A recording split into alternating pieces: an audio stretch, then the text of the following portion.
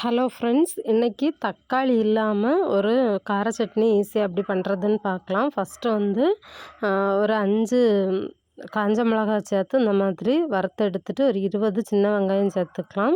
இது கூட வந்து ஒரு 7 பல் பூண்டு போட்டுக்கலாம். ஒரு 10 போல் புதினா இலை சேர்த்துக்கலாம். 2 பெரிய வெங்காயம் கட் பண்ணி போட்டுக்கலாம். அதுக்கப்புறம் கொஞ்சமாக ஜீரகம், ஒரு சின்ன துண்டு புளி, தேவையான அளவு உப்பு இவ்வளவும் போட்டு நல்லா வதக்கி ஆற வச்சு கிரைண்ட் பண்ணி எடுத்துட வேண்டியதுதான். அதுக்கப்புறம் லாஸ்ட்டாக நம்ம தாளித்து கொட்டிக்கலாம்.